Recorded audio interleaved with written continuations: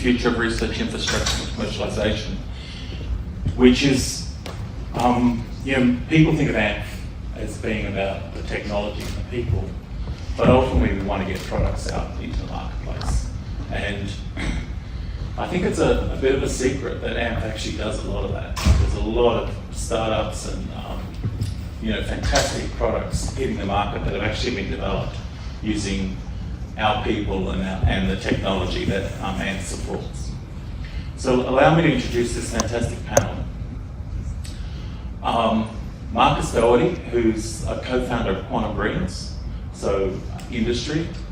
Dom English, who's the first Assistant Secretary of Department of Education. So we're very, very lucky to have Dom.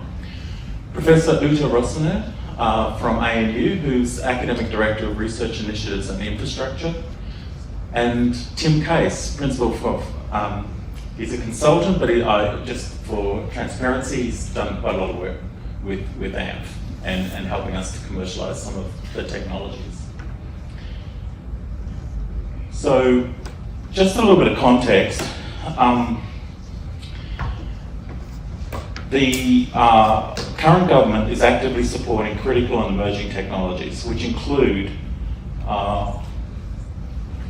advanced materials and manufacturing, computing and communications, energy and environment, quantum, sensing, timing and navigation, transport, robotics and space.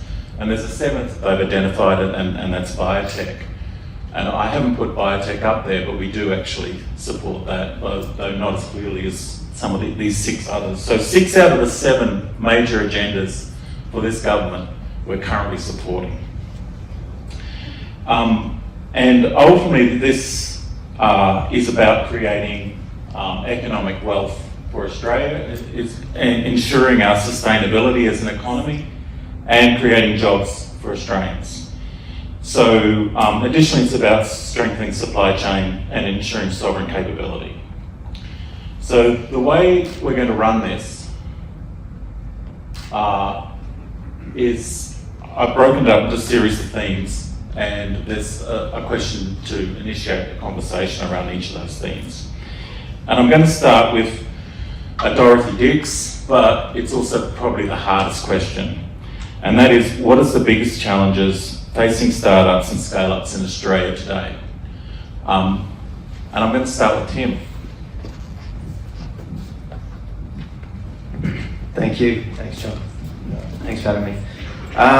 Probably saying I can say the challenge, don't necessarily have the solution. And certainly from my experience, it's what I'd call is the marketplace of marrying capital with the opportunity. I see incredible amount of technologies and opportunity.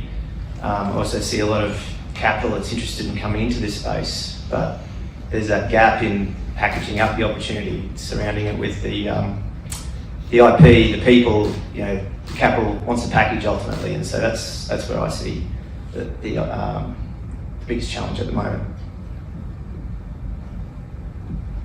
Great, thanks Tim, and hello everyone. So tough to get started, Tim, but you set the scene well. So I would tend to agree with Tim on a key aspect. So Quantum Brilliance now is 3 years old. We ultimately didn't have trouble finding private capital. It took us a long time to get prepared to be able to attract and gain private capital. But once we got the things in place, then private capital was very willing to buy into us and help us along on our vision. The key things we're looking for now when we grow to the next phase of our company is accessing a broader pool of markets and broader pool of ecosystems which are quite mature in terms of supporting high technology companies. And this goes part to what Tim was saying about how to get all those things together to package them so that you can meet that next stage of the company in terms of delivering to market, having supply chains, having the partners to be able to develop those products to take to market. So that's what we're looking to next, and that's what we're seeing when we look overseas. And so Quantum Brilliance has already pivoted to Europe, so we have a significant presence in Germany, and we're now accessing the quite mature high technology ecosystem and supply chains as well as talent in there to take that next step in growth. Do you want to, what's your perspective on this as representing ANU? What does the university try to do to support these sorts of startups?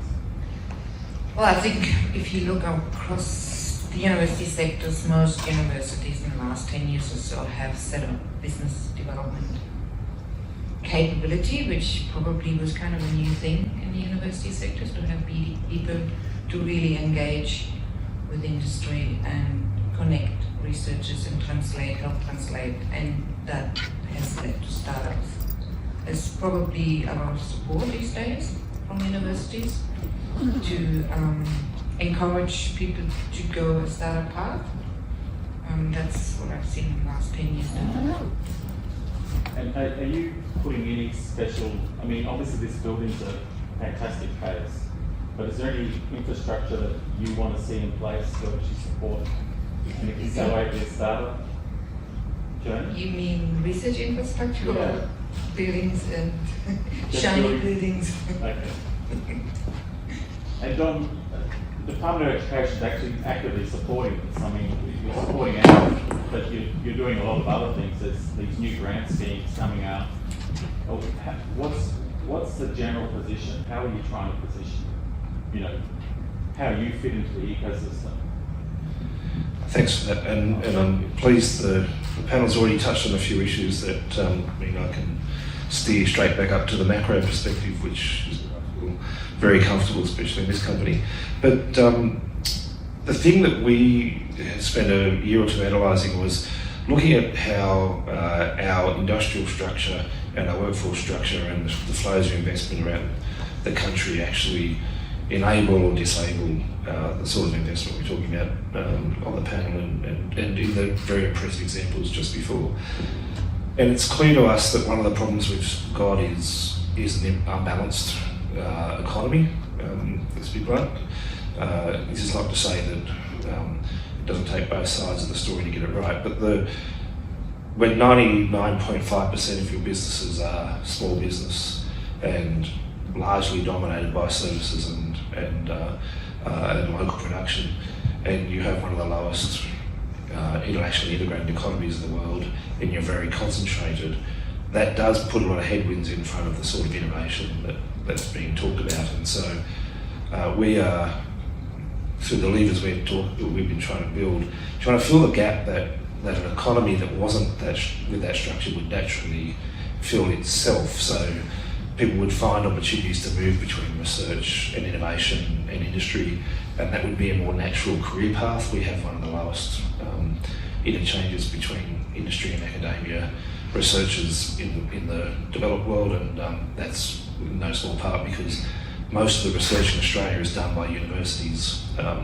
or close partners, and the branch structure of lots of Australian business mitigates against a healthier interchange between industry and researchers. Now, there are lots of examples where it happens, and where it does, then the ideas can be exploited, the relationships can be built, industrial problems can be solved, and finance can be found.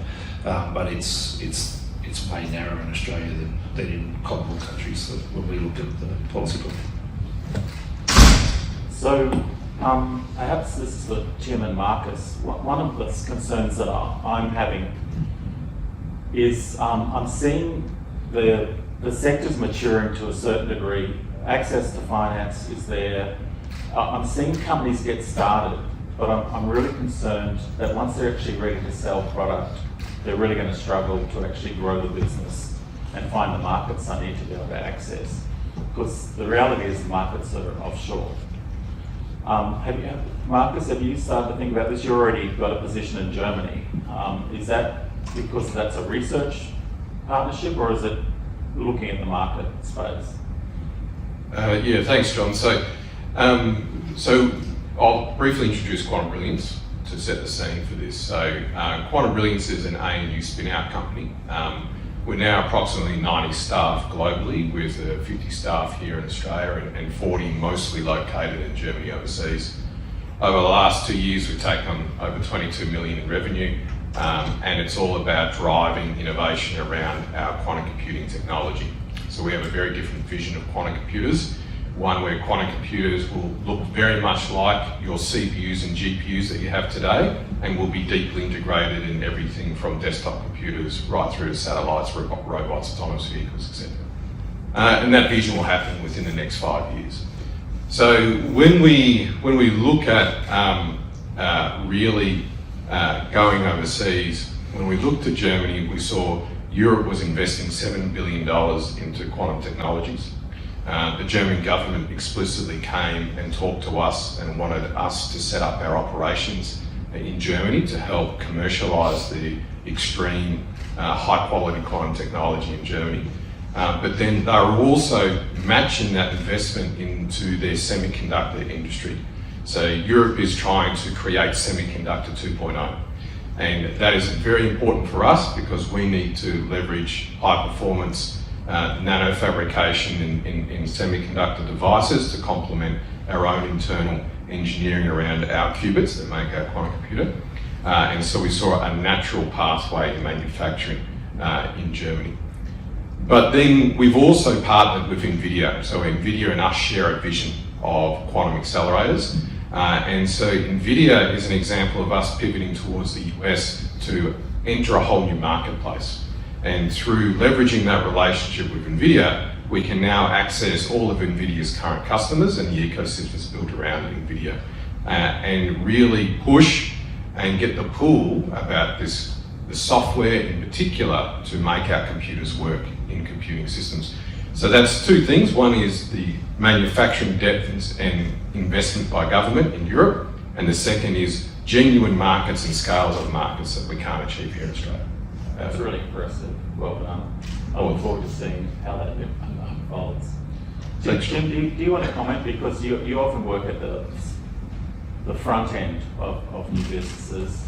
Do you ever, how much effort do you put into ensuring the market's there and the market reaches? I don't really want to follow that, but anyway, I'll let it go. That was very impressive. Yeah, I suppose my sector background is actually more in medical technology, which is fairly defined in terms of pathways to market, regulatory strategies, precedents, and ultimately quite often around the reimbursement landscape for medical technology. So it's not as, I suppose, emerging or distant as some of these technologies that are pointing towards in this room, and quantum being a perfect example of that.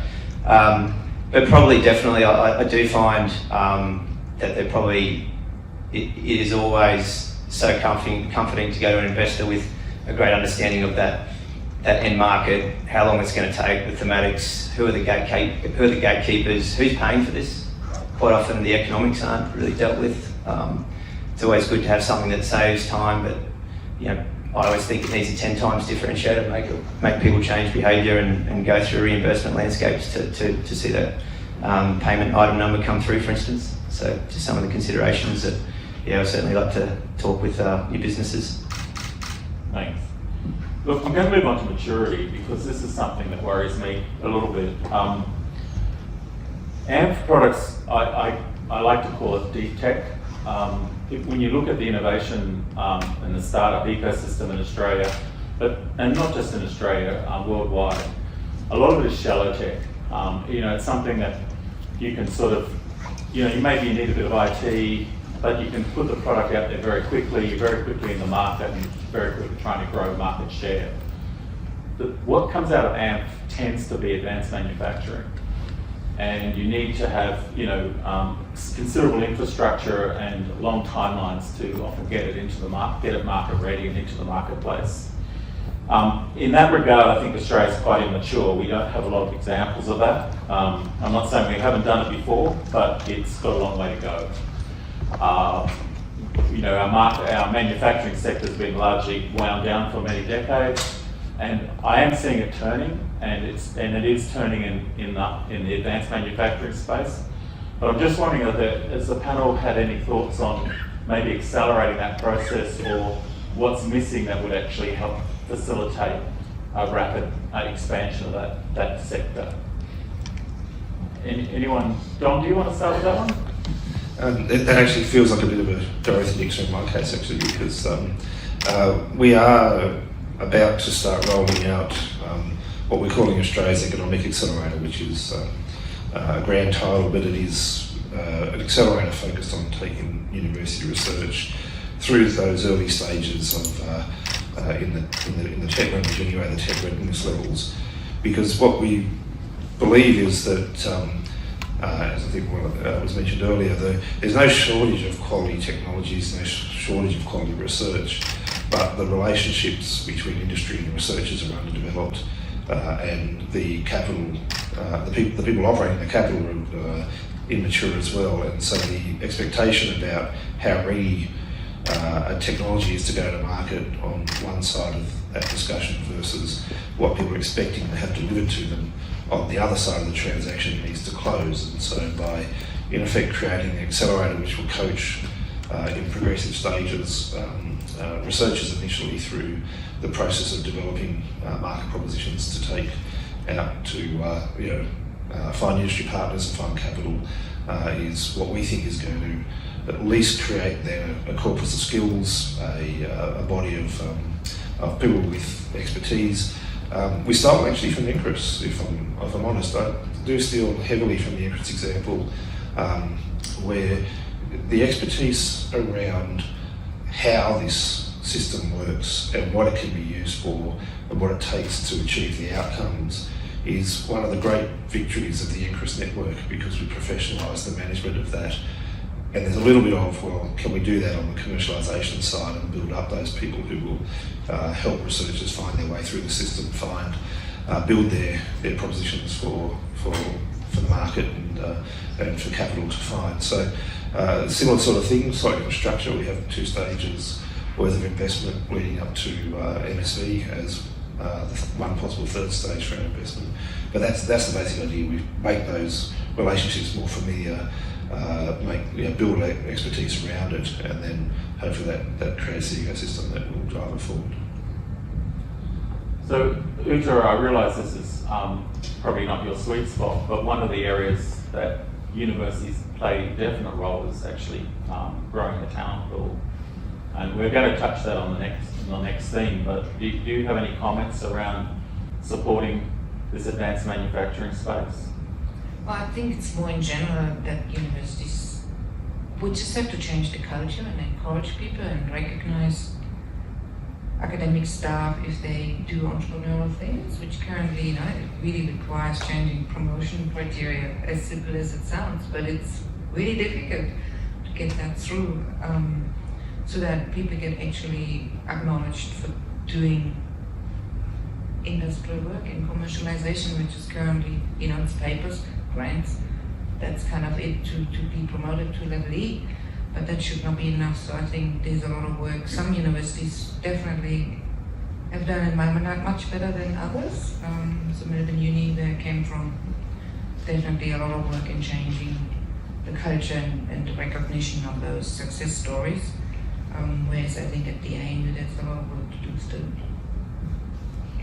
And Marcus, one of the things that concerns me is the board talent. Do we have the depth of experience to actually have high-performing boards that are actually driving these new entities forward? So that's a very awkward question for me to answer there, John. So I would say our board is precisely what is required at our stage of company, and the board will naturally evolve as the company evolves forward in time. But beyond that, I couldn't comment too much further. Okay. But what about the sector as a whole? Are you seeing enough experience in boards to actually support these new entities? Yeah, so Quantum Brilliance is quite fortunate. So we are, our early investors were actually some of the few experienced quantum investors in the world. So these are the people who already had successful exits from quantum technology companies, and they knew the space very well, and the pandemic actually brought them home to Australia. And so as a result, we had a perfect alignment. That they spotted us, they had a renewed interest in building something in Australia rather than overseas, and they knew the space extremely well. And they have come through into board positions in different ways, and they've helped guide us and grow the company. So we're an unusual case, but it also shows that maybe that's more of that's a macro trend that's also happened through the last few years.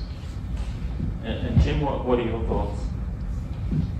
I think the comment Marcus made about board evolution is a critical one. You know, personally, I see great board talent early on, typically around IP and clinical study strategy, for instance. But then it has to constantly evolve as the technology de-risks, and I suppose there's always that constant conflict of skill-based versus shareholder representative composition on a board that may or may not ever go away with early stage investments. By very nature, it's hard to attract, good capital and who are engaged, and they often want to have a seat on the board. So sometimes you'll never get away from that component. But yeah, overall, I personally think, generally speaking, there's a lot of people that have been successful in their own right and want to contribute back either via board or having come through the university space and want to contribute wearing a different hat as well. Yeah, I like to think Australia's got incredible depth of talent that's just based overseas. And part of the trick is finding a way to bring them home. Look, I think I'm going to skip the talent section because I think we've kind of already addressed that. So I'm going to move on to the ANFF model and the NCRIS model, I suppose. ANFF's celebrating its 15 years. I think personally, I'm a new inductee. I've been around for 6 months. I'm really passionate about what I'm seeing. But do we need a refresh? Do we need to do anything better? Do we need to do anything different? Should we have maybe alignment with some of the key agendas coming out federally, or should we, just look at maybe proof of scale, support more proof of scale activity? Has the panel got any thoughts there? Do you like the ANFF model? Is it working for you, or is there things that we should do different or better?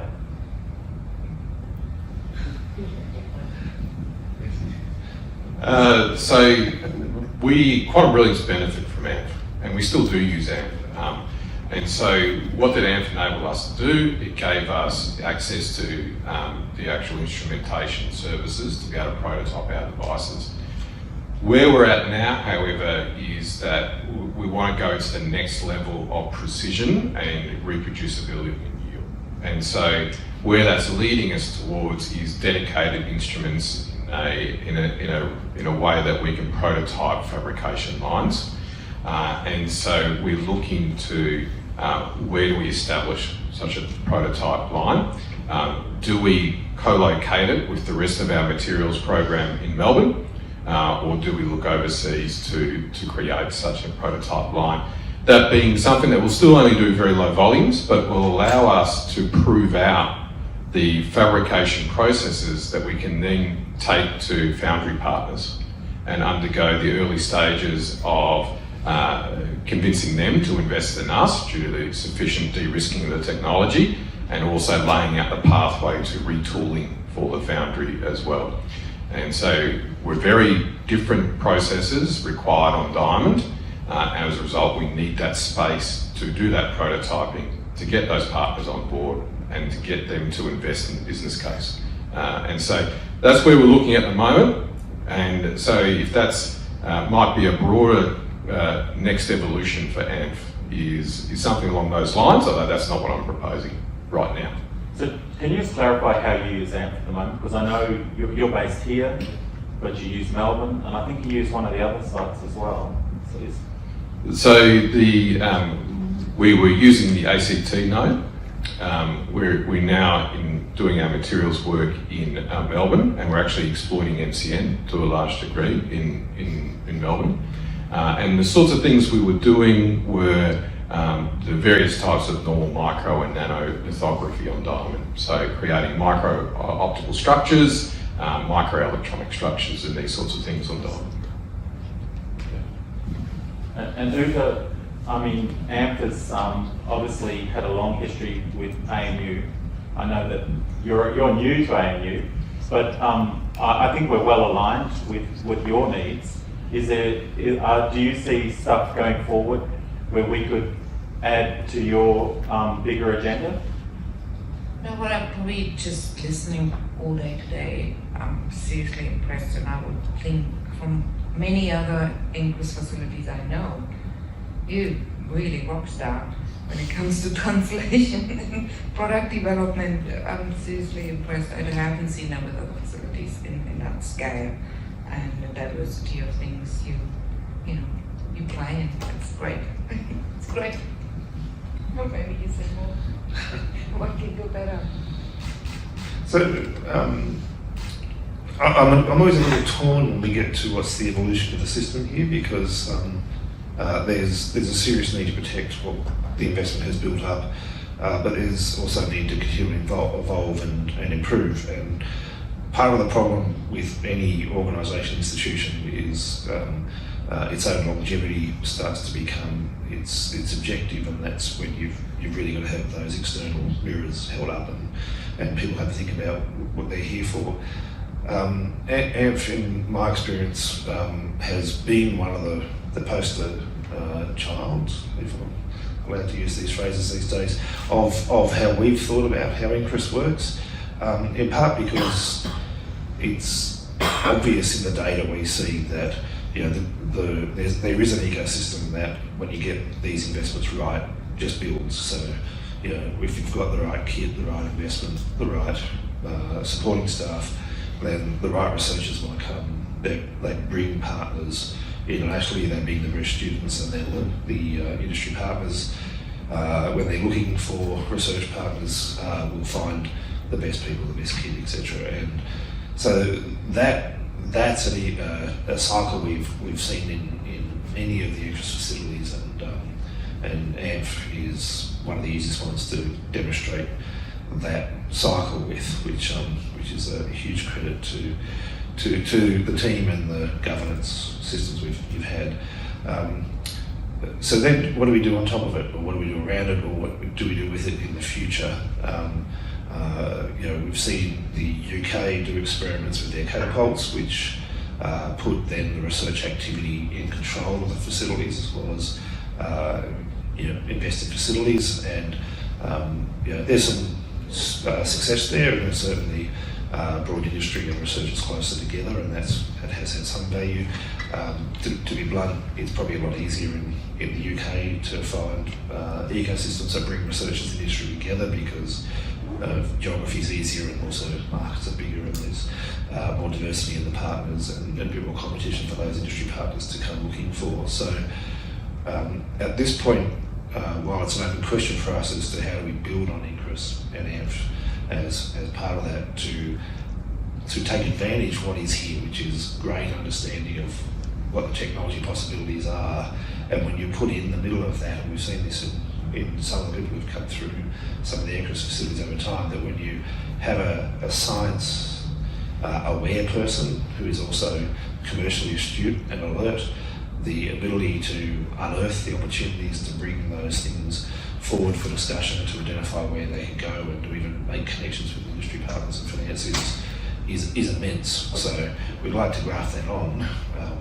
We don't necessarily want to lose the base we've got, and that's the challenge, which is why the roadmap for the research infrastructure system we put out last year, I think after we wrote it the year before, if I remember the history properly, we actually want to make a significant investment in translation research activity around the research infrastructure network, because we think the connections that people like you can build for researchers in industry are really, really strong, but it's got to be supplemented and built on. And so that's where we see the opportunity, because we know that the honeypot effect of what you do and what your colleagues do in other facilities is really worth exploiting. So that's why we see this network going over time. Yeah, Tim, what are your thoughts? Just a quick comment, I guess, to add to that at a project level, just to highlight how great ANFF is in talking to investors. So we're looking at a potential spin out with a technology out of with Monoshini out of the MCN, and the fact that you can talk to a potential investor that, one, manufacturing scale up risk is low, and two, the technology lead can talk to someone at the MCN and provide real costs around the capital, map, if you like, to reach a certain commercial scale is really powerful. So the more we can do to extend down that de-risking of the curve, so to speak, in manufacturing scale, the better and more attractive it is to investors from at a project level anyway. And look, I'm going to finish up by talking about ANFF-C. And I think most people have heard about ANFF-C now. So it's effectively a seed fund that we use to support products that have been developed using the ANFF platform. But it's actually a lot more than that, because we're putting networks and pathways in place, access to expert, consultants, investors, regulatory people that will not just support the next step of the journey, but will actually support many steps. And we're looking at many different types of pathways. It's not just, you've got to go to a VC and then you've got to do X and Y. So for example, the Australian Economic Accelerator is definitely a pathway that we're going to be supporting.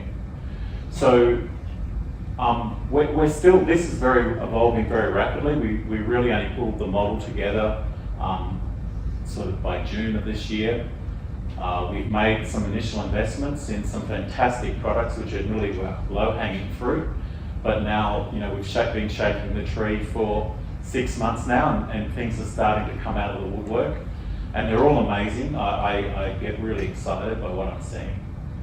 But I'd like to open up to everyone, the panel. I'll let the panel comment, but I'd like to hear from everyone.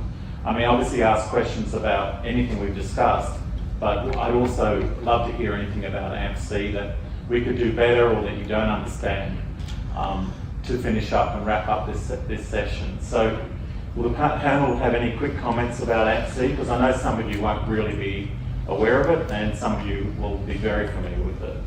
So maybe Tim, do you want to comment? Am I allowed to? I'm conflicted on it, John, but anyway. Yeah, it looks great. More, bigger, better. Look, I think, it's probably, to your point about shaking the tree and getting the messaging right around where ANFF-C fits into that ecosystem, particularly navigating the TTOs.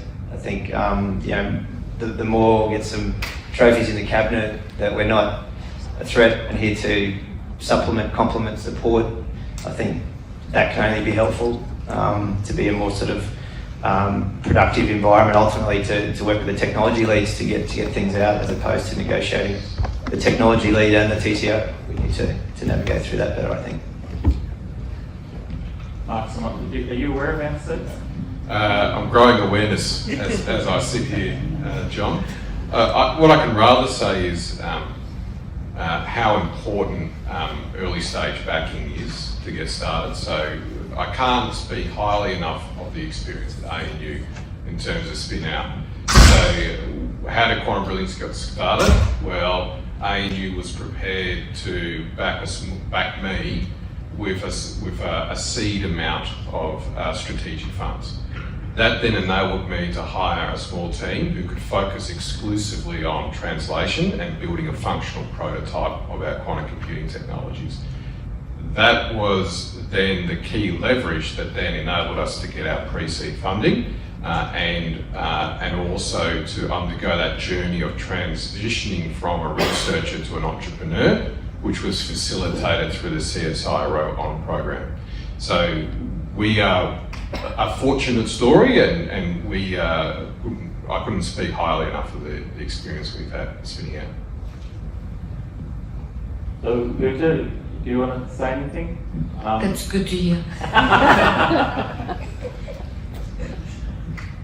No?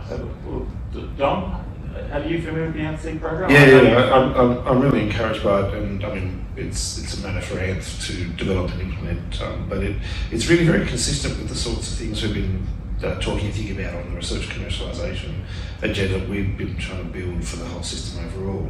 And it boils down to the way you change culture, and I think there was a point before about changing culture within universities, about that applied and translation research and work with industry, is you've got to declare that it's a priority for the organisation. You've got to encourage the pathway and enable it, and you've got to reward success when it happens. And so So, in your system, that's entirely consistent with what you're doing.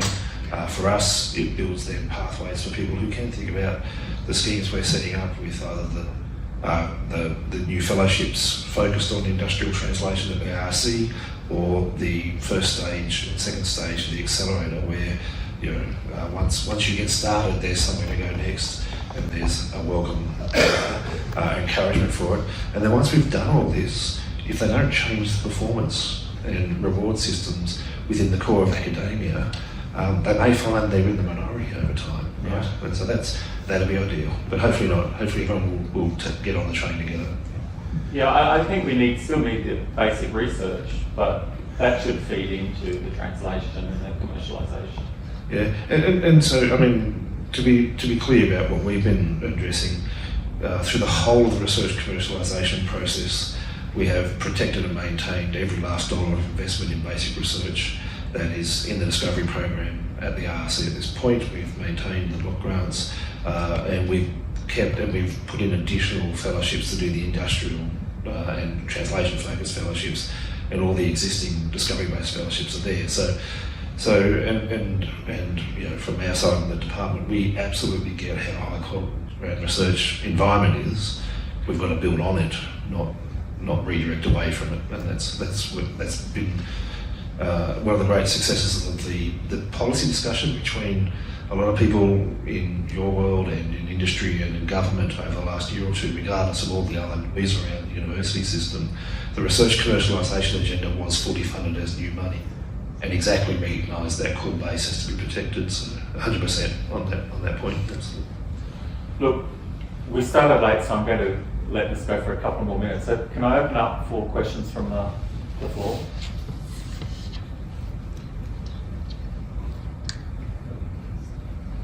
Anthony, thank you. We've got the three main pillars here in industry, education and government that are supporting commercialisation and innovation moving forward. Can I ask a really awkward question in that, do you feel that any of those pillars are failing or not pulling their weight? And what would you like to see done over the next few years to make that structure stronger?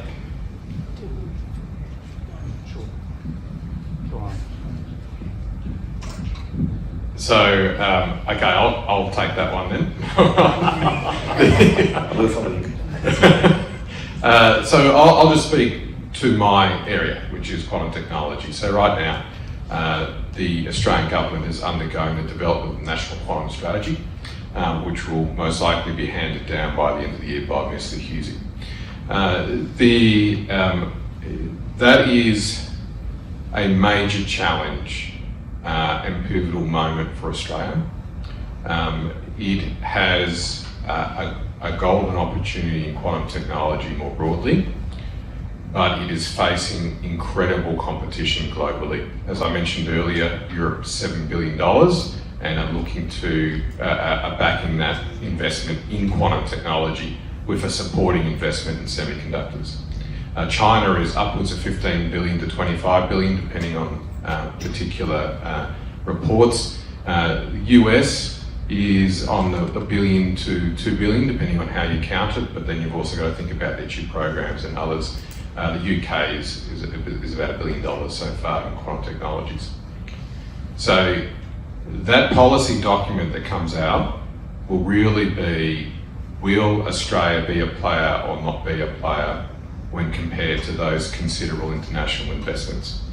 And what I'll say is that we have to accept Australia as a middle power, middle economy. No one's expecting the billions of dollars investments that you see elsewhere in the world, but rather how smart are we in being able to capture parts of that emerging industry. And so we're looking to government, we'll see what comes, and quantum brilliance is going to crack on regardless, but we'll see what the next few months hold for us. So actually, I'm really glad I followed rather than led on that one, because that is quite consistent with how I think about how all three legs of that how all three legs of the policy process and industrial process have failed in the past, which is by either adopting we're not big enough type of logic, or somebody else should fix it kind of logic, or we don't know what we're doing, right? And so, you guys all work for vice chancellors, either directly or indirectly, at one level. If I hear another vice chancellor berate me for the fact we haven't increased direct research funding of universities in the last few years, I will probably spend an exorbitant amount of time telling them how they've missed the point, because if you look at the way government has invested in priorities over recent times, and the National Reduction Fund and the build of the quantum strategy is another example. The governments will invest in what's perceived as national priorities, and it creates immense opportunities. There's about every budget for the last couple of years has had $1 to $2 billion worth of additional investment going into things that are research related and research like. But the old system of research wants to have it handed over in buckets of cash for people to do what they like, rather than focusing on the national agenda and thinking about how they can contribute to that. Now, so that's my perspective, obviously, but I'd say the same for industry, where the expectation of they'll roll in and they'll have research done to order is also holding their contribution back. Much the same as for us, for a long time we didn't have the imagination to adopt these sorts of strategies within the public policy discussion. So I think everybody has had to lift their game to compete, and we're all at different stages of maturity down that path, but I do see lots of movement across lots of those fronts. Thank you. Chris, did you want to make a comment? Oh, thanks very much, John. John Dean, I feel I have to make a comment on behalf of the absent board, most members of which are up at the annual meeting of the Academy of Technology and Engineering up in Sydney, and they'd probably be itching to say something, so I'll try and capture what they might have said. I guess the first point is to recognise that ANFF was formed to make sure Australia didn't miss out on fabrication of nanotechnology and microtechnology. That's its underlying principle. The board worked with the management a couple of years ago on a new strategic plan. Out of that plan were three directions. One was to keep the stuff we've got at the cutting edge so that we could be internationally competitive in terms of R&D. The second was to actually capture the benefits. The third was to actually make sure Australia didn't miss out on having sovereign industries that mattered. Now, your comments have been particularly directed to ANFF-C. I spent a good deal of the first decade of this particularly century in working with the Academy, looking at how you get industry to talk with academe and vice versa. John and I have had discussions about this. It's a tough job, but John's role in ANFF-C is to get round and try and grease the wheels so that the good ideas that are in the universities actually get a chance to come out. And can I say that's a two-directional process. One is helping startups come through, and also telling the academics what are the interesting problems out there that Australia might just make a contribution to. And I think that's a tough job, because we have an academic system that is dominated by things like citations, and in my personal view, the faculty of engineering, which should be there helping these sorts of things work, don't do that much of a job in doing this, but please don't quote me on that or throw it out. But, John, I think it's important to recognise ANFF's role and how we can actually make sure we get the best benefit from the quite considerable funds, thank you, that the government has invested in us, and particularly over the coming period. I really should pass over to Jane because she's running this show, but there we go. There is a hot potato just passed across. I mean, my thoughts on where ANFF sits within the ecosystem, why we started ANFF-C in the first place, is that we recognised that there was a gap from where our researchers were to where they needed to go to realise they were going to be an entrepreneur.